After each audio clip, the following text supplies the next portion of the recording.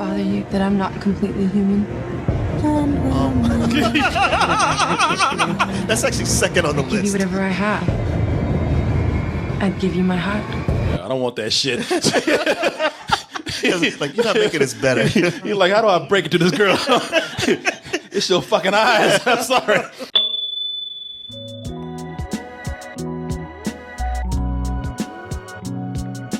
Carlos, he came up, he did almost like a 20-minute, almost 30-minute interview that Felix conducted very well, and it got very emotional. He, like I said, he bared his soul, and he was at a point he was crying. He was crying. He was trying to hold back tears. I was trying to hold back tears myself, and you know, there's nothing that soaks up tears better than an absorbent cotton.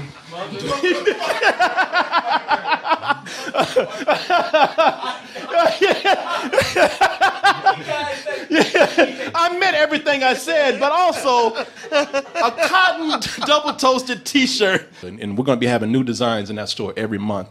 So please stick around and see what we have in there for you in dtmerch.com. Get ready to get started here with the trailers. You know, it took us a while. You got some bonus content. As I said, this was a very special Sunday service here. And I had our serious moment. So now that you got your tears out, let us take you on that roller coaster, emotional roller coaster, and get you back on some laughs, get you back on some of that nerdy shit out there.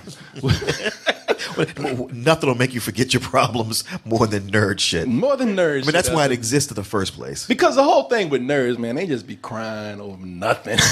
Oh, Lord Jesus. the outrage at the silliest shit. And just sometimes I take a step back and go, why? Yeah, this small shit. That's not the same hue of red I know on my Spider-Man. Motherfuckers, there's people out there starving right now. Exactly. That's not my Spider-Man.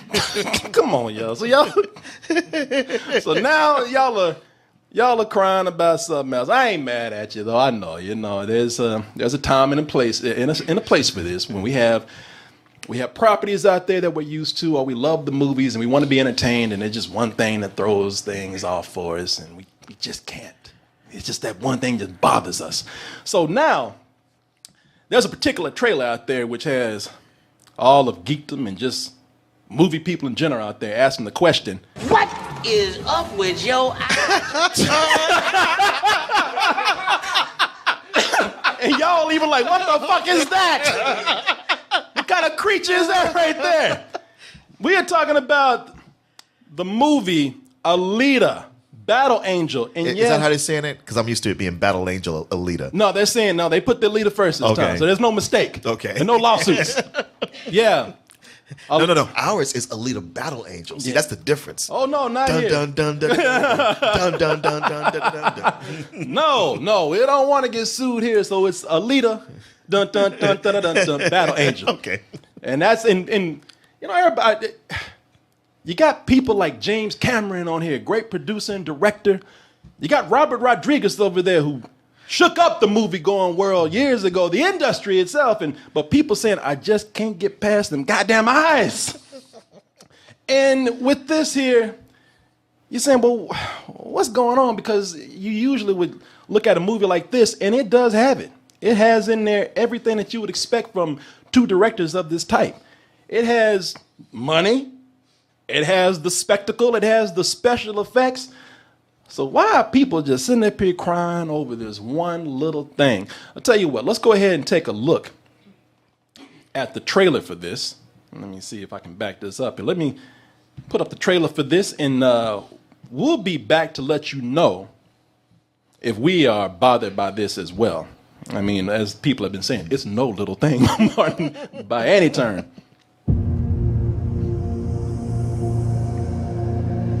Well, look at you. Like the girl behind you, like, God damn. It's like, Doc, I think we fucked up. Yeah, like the doctor here, he's like an anime fan. Finally made his anime sex doll. He's like, no, it's perfect. I know what the fuck I'm doing. Does it bother you that I'm not completely human? That's actually second on the I'd give you list. whatever I have. I'd give you my heart. I don't want that shit. Like, you're not making this better. You're like, how do I break it to this girl? It's your fucking eyes. I'm sorry. May you stay in the arms of the angels. Now, I want to say something about Martin here because Martin had me cracking up yesterday. Martin came in just giggling because Martin, he was telling me, he said, man, so I've been on my phone, I ran across this tree. He came and said, what the fuck is up with this girl in these eyes? He says, before I even say anything about the eyes, he said, I got caught up in like YouTube comments. YouTube comments. They were cracking me up because the first few I was like, yeah, I expected that. And some people were just assholeish and they were like, well, how come they get a Hispanic actress to play this Japanese character? Like, come on. Well, it's a fair question, I guess, after the way we gave Scarlett Johansson hell over Ghost in the Shell. Okay, I guess. My favorite comment was somebody said, man, they put a lot of money into the sequel for Big Eyes. Yeah. Because it's got Christoph Waltz in it also.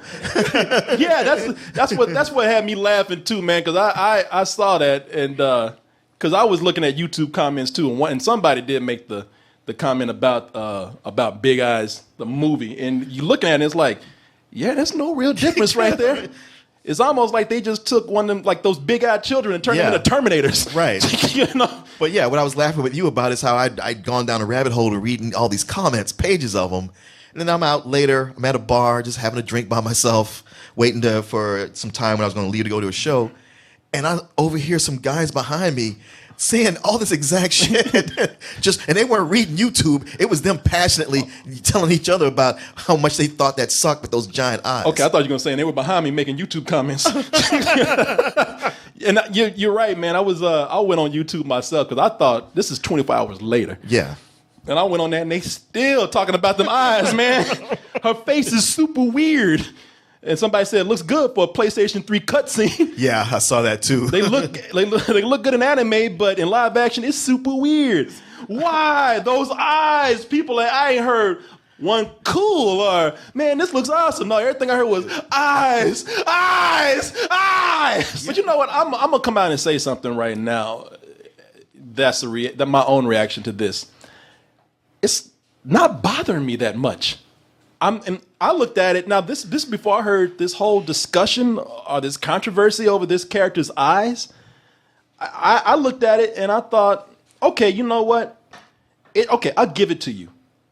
It's creepy, and that fucking goth girl that we hear in every trailer. I know. That takes a cover of anything. Yeah. And just makes it sound making it depressing.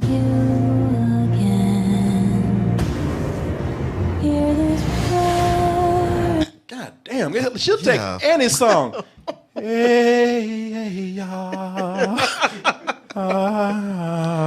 she used to do birthday parties. But, Happy birthday to kids like, I don't like birthdays, mommy. Can't hold it with a gun. Why you get that boy? I never read the manga, but now this is, I can understand what's going on with this. And there's a reason for them doing the eyes, as we all know now, because it's based on an anime from 1993, which is called, as Martin said, Battle Angel Alita. Now, this, I believe it was a OAV, which is an original animated video. So I don't even think this was a full movie, much less a theatrically released movie. But I don't even think it was that huge when it came out. But it picked up. It's one of those animes that crossed over to people who don't even like anime or are not familiar with it. It's something that they've been trying to do for years to bring it to the screen. That's right. And so there's a reason why her eyes are that big. And if you look at it, they're doing it some justice if you really, really think about it. And here's the other thing. Well, it's funny saying, like, even just you showing an anime, it's like she does have big eyes, but so does everybody else. There's another thing with this where I've seen the attempts to bring anime to live action and do it to the point where they do have the exaggerated eyes. And a lot of people have done it for the creep factor effect. I mean, we've seen popular things such as there was a PlayStation 2 commercial. We played it before where there's a girl out there who looks like a bug or something. Let me tell you what bugs me about human endeavour. I've never been the human in question. Like somebody shaved Gizmo and put ponytails on. That is the definition of a heart-shaped face. It is, man. It is. You know, we've seen that before. And here's something else. I mean, maybe I've already got through the creep factor, the shock factor of it, because you know, way back in the 90s, there was one of my favorite videos. It's called Sugar is Sweeter. I played this before years ago for people. In fact, some people went on YouTube when I pulled up the video and they said, Double Toaster brought me here. I was like, wow, people remember. I'm actually changing the world. So stop complaining shit. You know, not for anything, but maybe change it for the worse. But there was a video called Sugar is Sweeter. Sugar is Sweeter by CJ Bolin. And in that, they bring the whole theme of the trailer is bringing in, or the art direction of it is bringing in these girls with large prosthetic anime eyes.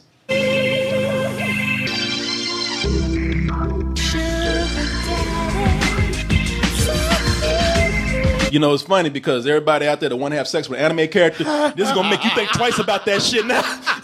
You're like, yeah, that's a bad idea. So I might as well fuck a demon or something. Yeah, it's a great song, too. It's a very, very early electronic song. You should go back. You should check it out. And check out the whole video. You know, watching something like this kind of softens the blow when you see it done in this trailer. I almost admire it. Because there's people who've been trying to do anime and kind of missed the mark in one way or another. Yeah. A lot of people bragged about how I'm bringing the anime to the screen, like the Wachowski brothers then, now sisters. Mm-hmm. Where you remember when they wanted to do Speed Racer and they were talking about how this is going to look just like the anime. And it just looked like some crazy shit that they did while they were on Molly or something. It was like, besides the characters dressing like they do. and I was like they took LSD and said, we doing anime. Yeah, well, we took the LSD and Molly. End up looking like a Starburst commercial. You know, and then we had some. I mean, there's been a lot of influences. Some of those have, you know, from Speed Racer to Ghost in the Shell. Which Ghost in the Shell, I give it credit for actually nailing the look of that anime, but missing the mark rather in the script department. Yeah. And some people say even the casting. But what this does right here, what they're doing in this movie, this is the first time that I've seen somebody make the bold and very brave decision to literally translate an anime character's exaggerated features to live action and not treat it like a joke, treat it like it's serious. They take it seriously. Too bad the audience isn't doing the same thing. I'm trying to get y'all back, man. It is the thing where not only is she the only person in this whole thing with big eyes, but she's the only one who looks like a character from the cutscenes of a video game. Mm-hmm. And even the other cyborg people, they got their CGI parts, but their faces are still real people. Okay. You know what? And see, I understand the argument for that. I'm not arguing against it. It's just something that didn't cross my mind that way. It made me look at this and added a whole new level to what they do here. It made me feel like it was a storytelling decision. It was done purposely because, as you said, all the other cyborgs, they don't have that. But this is a harsh world. And everybody looks kind of normal in the face, but they have all these prosthetics and mechanical appendages. And it just made me think that, you know what, they're trying to show that this character is probably the most sympathetic and soulful character that's in this world, as opposed to all these people who have normal faces, but they're grotesque in their own ways. Like, you know, this woman, she got a face, but ain't nobody talking about these goddamn steak knives she got for arms right here. You know, this is like, I don't know what the term would be, body assist or something. You know, it's like they're really focusing on this one thing with this girl, and there's so many other freaky images in here, and nobody's saying anything about that in particular. And I always thought that her with the face that she has, it made me think that, you know something, this is and maybe I guess it had the opposite reaction, but I thought it was an attempt to get people to actually relate to her more as not only probably the most human out of these creations, but you know, the most emotional, the most sympathetic, as I said, the most feeling towards things, the most empathetic. Oh, I'm sure it will. I mean, I'm sure that's the goal. Yeah, it's just so it's the uncanny valley squared. It is. No, it is. It very much is. I mean, even somebody brought up, they're like, man, so there's going to be a whole movie of Grand Moff Tarkin from Rogue One. Yeah. Look, I get it, but and honestly, just looking at it right now, I was like, okay, I just locked on to what really does bother me about it. Well, what is it? It's that with those other people, like I said, you know, they're mechanical parts. It's all CG. It's pretty obvious, and it's their real faces. And with her being not like them, like say she's a mechanical thing also, but it's also just her clothes. You can tell are CG. You know what? And it's just something about that. It's like, man, you just really made her not real. I might have trouble, feeling emotional towards her. Yeah. I guess because the other creations they have fully mechanical bodies, most of the parts, so we can kind of get past that. You know, she's wearing clothes that we most relate to. So I can see where you're coming from. I just saw a lot of story making decisions going on here with this that I thought were just could be potentially clever when we see the movie, because there's also the whole thing of her with those big soulful eyes making you think that she's soft. She's like, yeah, I'm kind of soft, but it won't stop me from whooping your ass. You put your hands on me. I do love that. Yeah, I'm like, he really thought he was gonna do something. Look at your little girl. Oh, good shit. I know. She's like, shit, fuck a tweet. I'm gonna beat your ass. You put your hands on me. I thought, and plus the movie has kind of captured the look of this world, that I can get past all these little things and think like, all right, I showed you guys the anime and what that looked like. And this, to me, just from the trailer, what I admire is that they've taken the anime and kind of been respectful to it in the sense that it looks like the anime, but they've also managed to kind of make it look like they've done something on their own. Just elements in there where we're not just trying to do a straight recreation. Sure. And they also have, the star power in here. Like there's Jennifer Connelly right there. And then we got Mahershala. What is his name? Mahershala. I like the way he like, yeah, shit, I'm going to turn this girl out. Eyes and everything. he like Billy. He's like, shit, who cares about the eyes? She white. That don't speak for me. I'm just talking about somebody else. But I will say one thing with this.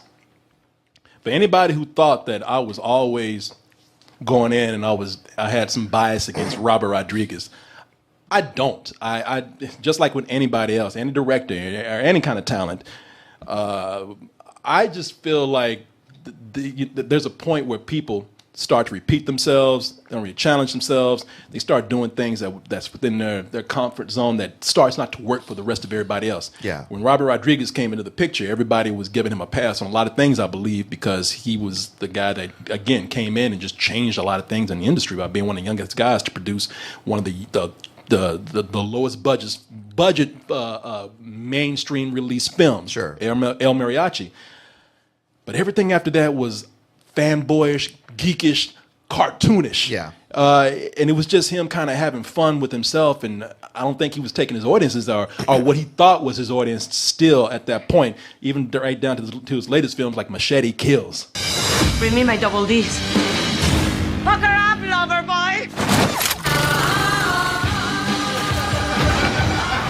I'll stop laughing at that shit, supporting this right here. That's why this man can't grow. This is why we can't have nice things. Yeah.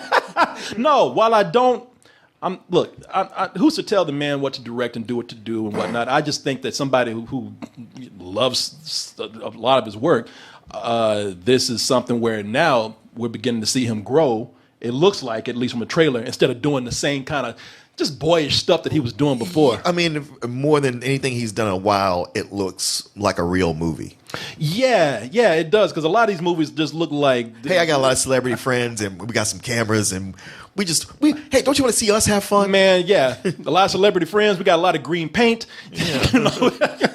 I got a screen. So, yeah. So, I look at this, and I'm thinking that this is potentially another level of Robert Rodriguez that we haven't seen before. He's working with James Cameron, who's probably challenging him and pushing him to do something that is really up to his talents that he hasn't really tapped into yet. Well, it seems like James Cameron likes to do stuff like this mostly because he just wants to stretch the tech to see what he what can be done, and then he takes notes and goes like, "All right, I know what I'm gonna do with this." Yeah. So I don't. I hear the complaints. I understand. I'm not complaining, but I do understand. I myself, it was not bothering me. It was as much as people out there. Of course, I think once the movie comes out, people ain't gonna even be complaining about those eyes, man. I bet they will. Yeah, okay. I don't think they will. I don't think that's going away. Shit, do you understand that we live in a world where girls are trying to turn into anime characters? Right. I mean, this is happening in real life, and y'all complain about a movie. This girl lives next door to somebody. Now y'all talking about shit. Oh, that girl's hot, and you see an anime girl in a movie, y'all complaining. Come on, y'all. Just stop. Y'all ain't when that movie comes out, ain't nobody gonna be saying a damn thing about it. They ain't gonna forget about the eyes once she start bouncing all over the place. Well, she's also pulling off body parts and everything. You got a good heart. Oh, you mean like this one right here? Oh, you just ruined it. Never mind. I know. Damn, girl, you got an ass on you. You can have it if you want. Shit! No, that's all right. It's okay. Thought it came attached with you, but anything else? No. I take request. That's the problem.